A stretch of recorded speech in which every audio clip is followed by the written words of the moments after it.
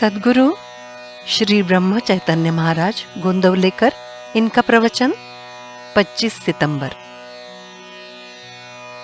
अखंड अनुसंधान रखने के लिए क्या करना चाहिए?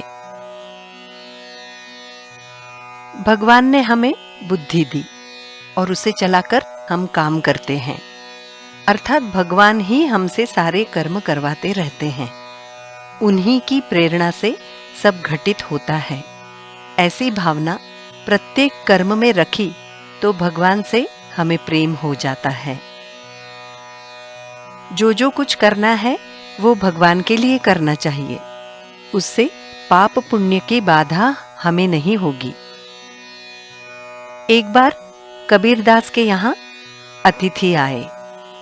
घर में उन्हें भोजन कराने के लिए कुछ भी नहीं था और अतिथि को भगवत स्वरूप देखना चाहिए, ये शास्त्र है। तब कबीर ने उन्हें जितना आवश्यक है उतने ही धान्य की चोरी की।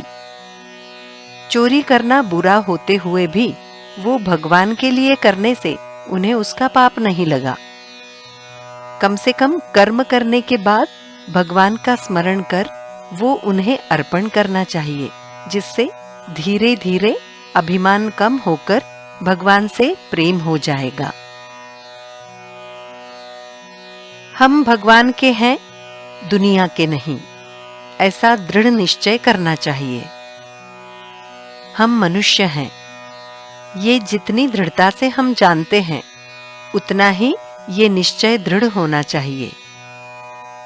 तथापि इसे साधना कठिन है।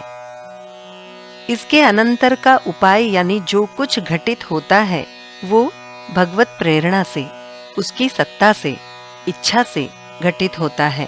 ऐसी भावना अंतःकरण पूर्वक रखना चाहिए।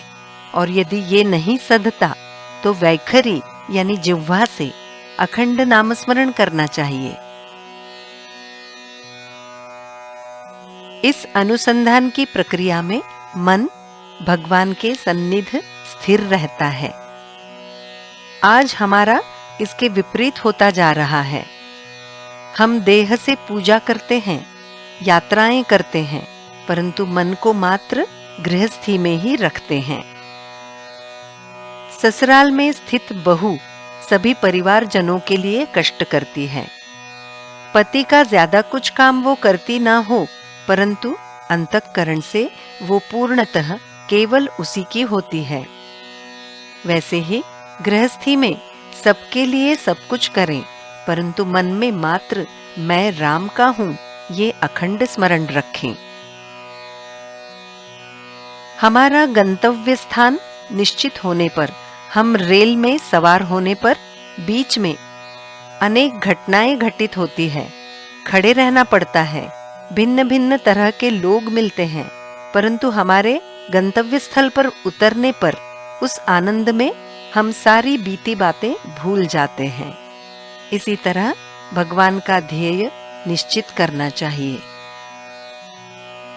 भगवान का नाम उनकी हम पर कृपा हो इसलिए लेना चाहिए, अपनी कामना पूर्ति के लिए नहीं। नाम ही हमें ध्येय की प्राप्ति कराएगा। भगवान की तरह हम भी प्रपंच में रहकर बाहर रहें। अपनी देह की ओर साक्षी भाव से देखना सीखें। ये सध नहीं सका तो झमेले में रहकर ही अनुसंधान में रहें। पढ़ा हुआ भूल जाओगे, देखा हुआ भूलोगे, कृति करके भूल जाओगे, परंतु अंतःकरण में दृढ़ता से पकड़ा हुआ भगवान का अनुसंधान कभी भूलना नहीं। कलियुग में अवतार नहीं हुआ, फिर भी नामावतार है और वही सच्चा तारक है। जानकी जीवन स्मरण जय जय राम।